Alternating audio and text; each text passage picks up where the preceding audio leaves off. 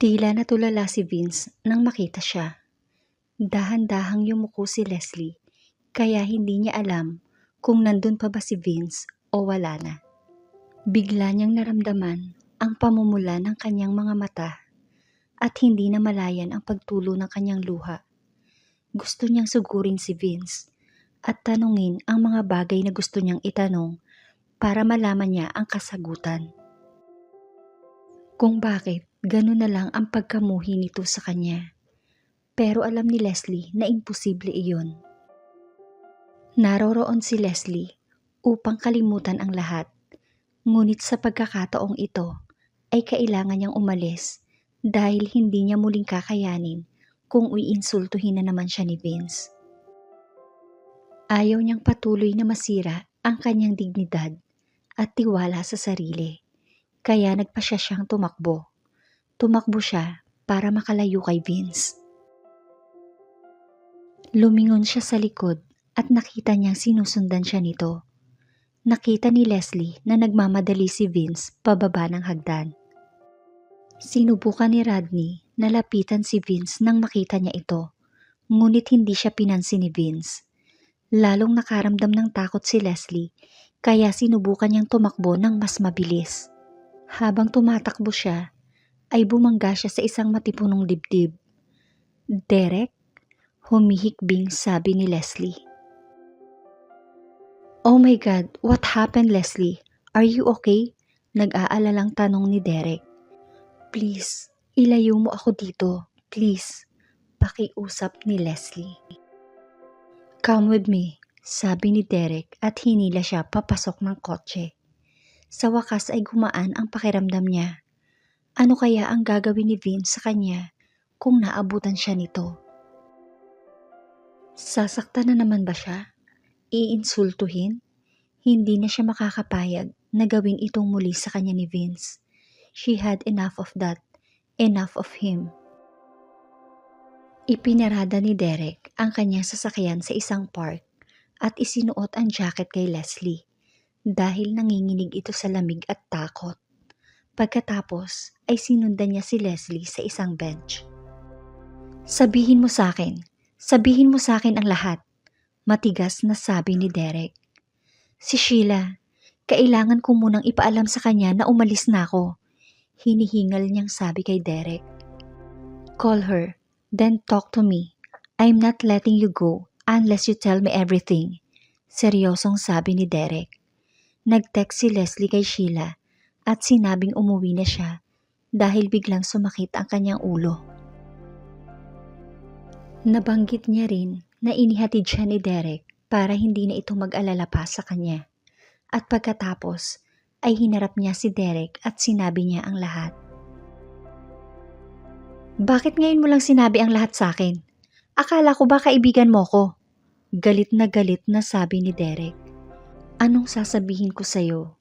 Minsan mo nang sinabi na gusto mo ako at ayaw kong masaktan ka kapag nalaman mo ang sitwasyon ko," diretsyong sabi niya kay Derek.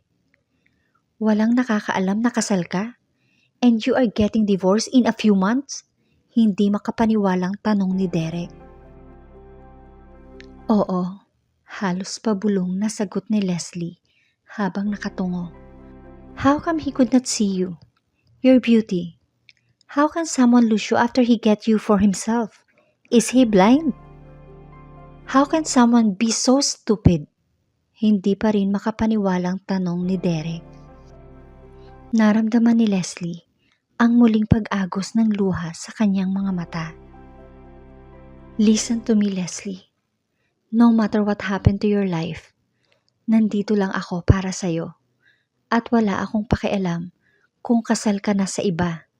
Wala akong pakialam kung gaano kayo katagal na magsasama. I will embrace you with my open arms. I promise." Matapat niyang sabi kay Leslie. "Now let's go. Lumalamig na dito," muling sabi ni Derek.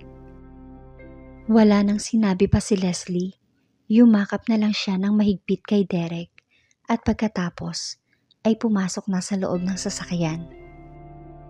Noong gabing iyon ay hinatid siya ni Derek sa mansyon. Dahan-dahan siyang pumasok sa bahay dahil ayaw niyang harapin si Vince. Ngunit nang makarating siya sa sala, nadatnan niya si Maria na nanginginig sa takot malapit sa hagdan at nakatingin sa itaas kung saan ang kwarto ni Vince. Biglang narinig ni Leslie ang malakas na ingay na parang may nabasag. Tumingin siya kay Maria at lumapit. Niyakap siya ni Maria ng mahigpit bago ito nagsalita. Umuwi siya ng galit, iha. Galit na galit at nagbasag ng mga gamit sa kanyang kwarto. Alam kong may dinaramdam siya pero hindi ko siya matulungan. Malungkot na sabi ni Maria. Baka ako ang dahilan, Manang. Napahinto si Leslie nang maisip ang nangyaring paghabol sa kanya ni Vince kanina. Marahil ay ito ang dahilan kung bakit ito nagagalit. Ilang minuto pa ang lumipas bago tuluyang huminto si Vince sa pagbabasag sa kanyang kwarto. Kinuha ni Maria ang mga gamit panglinis at dahan-dahang pumunta sa kwarto ni Vince. Maaaring natutulog na ito, kaya maaari nang linisin ni Maria ang mga binasag nito sa kwarto, habang si Leslie naman ay tahimik na pumasok sa kanyang silid. Ang buong akala ni Leslie ay sasaktan siya ni Vince nang makita siya nito sa bar noong gabi na iyon. Nang makarating si Vince sa bar, ay hindi niya agad nakita si Rodney. Kaya pumunta siya sa dati nilang pwesto sa itaas ng VIP lounge kung saan mas marami siyang makikita. Inilibot ni Vince ang kanyang mga mata sa buong bar para hanapin si Rodney. Ngunit hindi niya ito makita. Nakita niyang marami ang nagsasayaw sa dance floor at halos lahat ay nag-e-enjoy.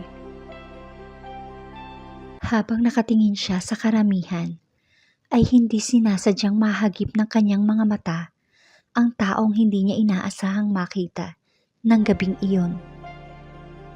Mas lalo itong kumanda ngayon at sobrang sexy nito sa suot nitong puting dress na akmang-akma sa magandang shape ng katawan nito. Ang dalagang kanyang tinitingnan ay nagmistulang tukso sa lahat ng lalaking naroroon. Naisip ni Vince na lapitan ang babaeng pinapangarap niya bago pa ito maagaw ng iba. Kailangan niyang makilala ang babae, ngunit tila hindi siya makagalaw. Pakiramdam niya ay namamanhid ang kanyang buong katawan dahil sa pagkasabik na muling makita ang babaeng may malaanghel na ganda. Napakatagal niyang hinintay ang sandaling ito.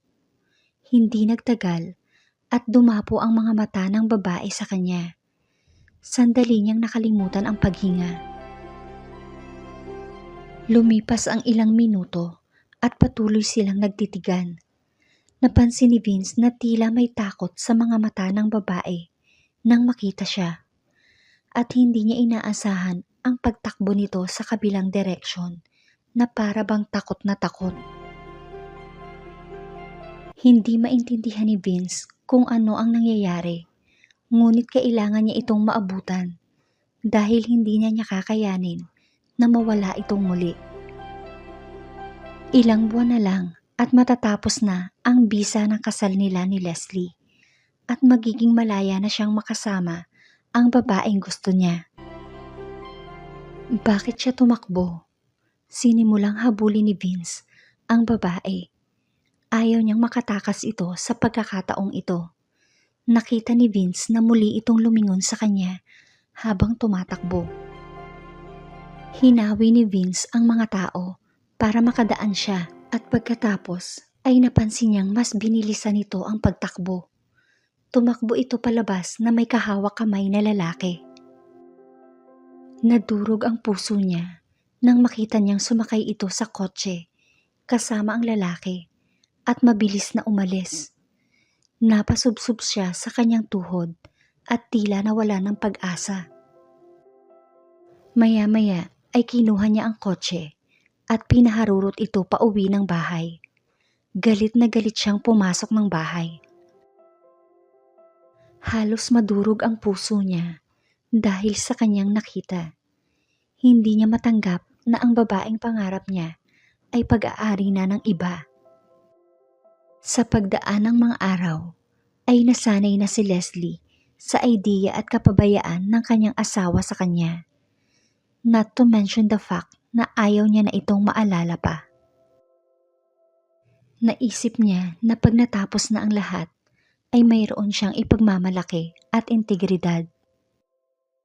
Isang araw, habang nagtatrabaho siya sa opisina, ay bigla siyang nakatanggap ng tawag mula sa mami ni Vince.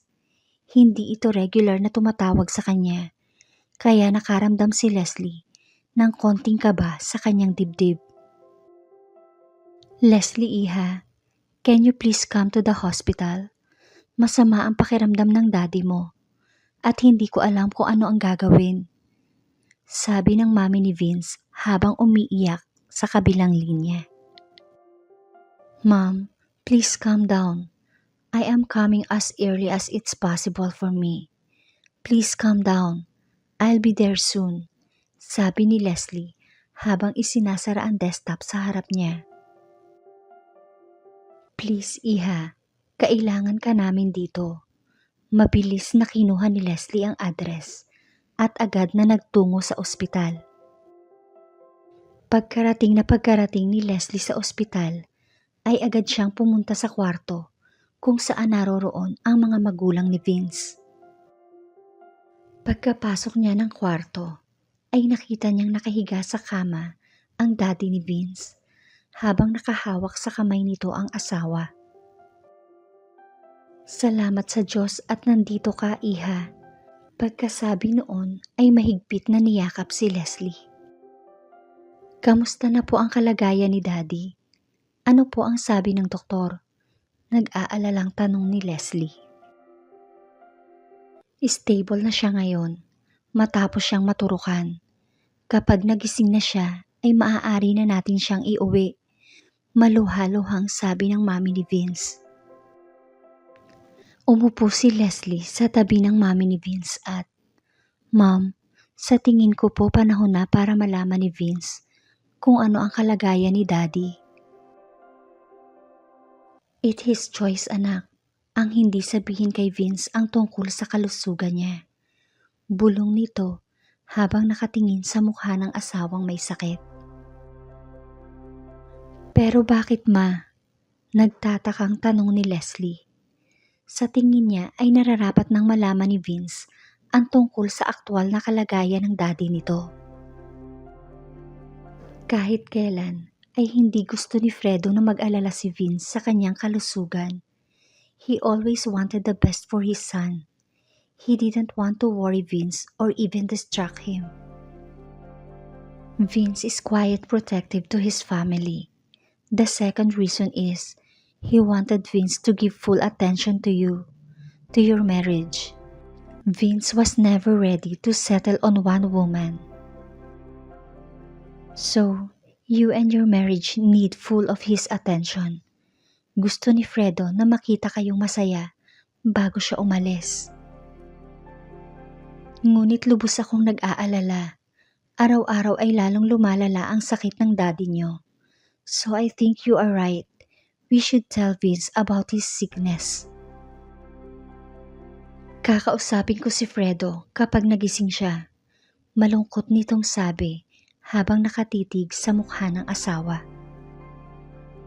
Pagkatapos payagan ng doktor, ay iniuwi na nila ang daddy ni Vince. Umupo si Leslie sa tabi ng mami ni Vince at hinawakan ang kamay nito habang tinatawagan si Vince sa telepono. Vince, anak, pwede ka bang umuwi? Oo, ngayon anak. Okay, don't be too rush. At ibinaba ng mami ni Vince ang telepono. Binanggit niya lang na may sakit ang daddy nito at kailangan niyang dalawin. Hindi umabot ng 10 minutes at agad na nakarating si Vince sa bahay ng mga magulang nito. Bago pa dumating si Vince, ay naisip ni Leslie na lumabas ng kwarto at bigyan ng oras ang tatlo para sa kanilang privacy. At naniniwala si Leslie na hindi niya deserve na mapunta sa lugar kung saan naroroon si Vince. Umuulan nang lumabas si Leslie sa napakalaking garden na inaalagaan ng mami ni Vince. Biglang naisip ni Leslie na tila ang buhos ng ulan ay may kapangyarihang hugasan ang lahat ng kanyang nararamdamang pighati at sakripisyo. Humakbang si Leslie patungo sa mga halaman at hindi niya namalayan na nababasa na siya ng ulan. Itinaas niya ang kanyang mga kamay at ipinikit ang mga mata na para bang sinasalubong niya ang buhos ng ulan. Umaasa siya na ang buhos ng ulan ang magtatanggal sa kanya sa kalungkutan. 6 na buwan na ang nakakalipas mula nang ikasal sila ni Vince at 6 na buwan na lang din ang natitira at mawawala na siya sa buhay ni Vince. Ang lungkot na kanyang nararamdaman ay nadagdagan nang makita niya ang daddy ni Vince na nakaratay sa karamdaman. Hindi niya kayang makita ang tinuturing niyang ama sa ganitong klase ng sitwasyon. Walang idea si Leslie kung gaano siya katagal na nakatayo sa ulan at kung gaano siya katagal na umiiyak habang natural na pinupunas ng ulan ang kanyang mga luha. Ipinaliwanag ni Fredo kay Vince ang lahat tungkol sa kanyang karamdaman. Mahirap kay Vince na tanggapin na malapit nang mawala ang kanyang ama. Hindi niya ito kayang makita sa ganitong kalagayan. Isang malungkot na pagluha ang pumatak sa mga mata ni Vince ng mga sandaling iyon. Ipinaliwanag din sa kanya ng kanyang mga magulang kung bakit hindi nila sinabi ang tungkol sa sakit ng kanyang ama at kung bakit nila inayos ang kasal sa kanila ni Leslie. Sinabi rin nila kung bakit pumayag si Leslie na pakasalan siya. Hindi ito dahil sa kanilang yaman, kundi para mapasaya ang kanyang may sakit na ama. Upang matupad ang hiling nito, sinabi rin nila kung gaano ito kahirap para kay Leslie na pakasalan siya. Hindi handa si Vince sa lahat ng impormasyon na kanyang narinig. Buong akala niya ay kayamanan nila ang habol ni Leslie, kaya kinumbinsi nito ang kanyang mga magulang para pakasalan siya. Mali ang lahat ng iniisip niya kay Leslie. Kaya pala hindi nito ginagalaw ang perang ipinapadala niya sa bank account nito. Gulong-gulo ang isip ni Vince at halos tumigil ang utak niya nang maisip ang lahat ng kasamaang ginawa niya kay Leslie at kung ilang beses niya itong ininsulto. Vince sat beside his dad like a lifeless bastard when Fredo said, "Anak, gusto kong makausap kayong dalawa." "Dad, I don't know where she is. I came here from a meeting directly." Mabigat na boses ang lumabas sa bibig ni Vince na may halong pagka-guilty dahil sa nagawa niya kay Leslie. Sa totoo lang, wala siyang lakas ng loob para harapin si Leslie. "She is somewhere in the house, iho." Siya ang kauna-unahang pumunta sa ospital noong kailangan namin ng makakasama. At siya rin ang pinaghugutan ng mami mo ng lakas noong hindi niya alam ang kanyang gagawin dahil sa pagkataranta sa akin. Hindi na nagsalita pa si Vince at tumayo na siya para hanapin si Leslie, ang kanyang asawa na kahit kailan ay hindi niya nakikita, ni hindi niya alam kung ano ang hitsura nito. Bigla siyang kinain ng guilty.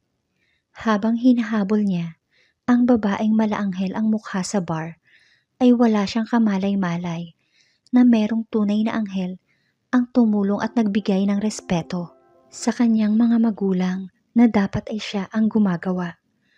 Habang naglalakad si Vince, ay nakaramdam siya ng panlulumo.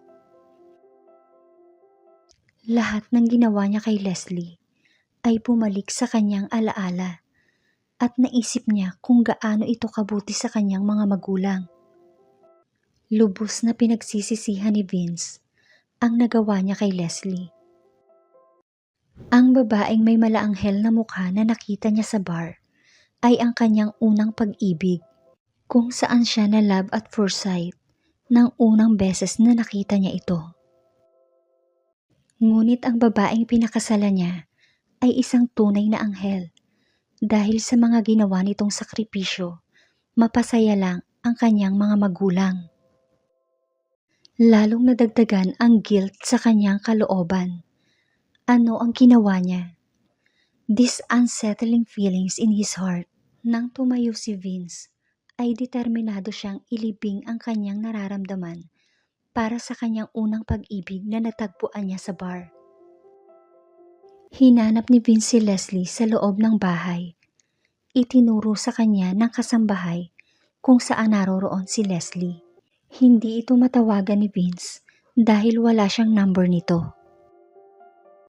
Patuloy na naglakad si Vince patungo sa garden para tawagin si Leslie. Pagdating niya sa garden, ang unang-unang nakita ni Vince ay basang-basa na figure ng isang sexing babae sa gitna ng ulan. Ikinurap niya ang kanyang mga mata dahil hindi niya masyadong maaninaw ang mukha ng babae dahil sa lakas ng ulan. At pagkatapos ay lumantad sa kanya ang mukha ng babae. Sa gitna ng hardin ay nakita niyang basang-basa ang malaanghel na mukha ng babaeng hinahabol-habol niya sa bar. Sandaling huminto ang mundo ni Vince. Naghahalusinate ba siya? At para mas makita ng maliwanag ang mukha nito, ay naglakad siya palapit sa babae. Yes, it's her. The angel he has looking for 4 months. Ngunit ano ang ginagawa niya dito? Sa garden ng kanyang mga magulang. Hindi ba dapat si Leslie ang makikita niya dito? It was her. Wasn't she? Siya ba ang asawa ko? Nang mga sandaling iyon, ay binuksan ni Leslie ang kanyang mga mata at tumingin siya ng diretsyo sa mga mata ni Vince. Leslie?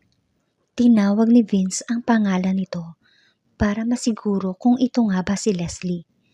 Ngunit laking gulat niya nang banggitin nito ang pangalan niya. Vince? Biglang huminto ang tibok ng puso ni Vince at namatay ng ilang segundo. Hindi siya makapaniwala sa kanyang nasaksihan. Ilang saglit pa at lumapit ang isang kasambahay at tinawag sila. Sir, Ma'am, ipinapatawag na po kayo ng daddy ninyo. So, siya talaga si Leslie. Hindi makapaniwalang sabi ni Vince sa sarili. Thank you guys for watching. Don't forget to like, share, and subscribe.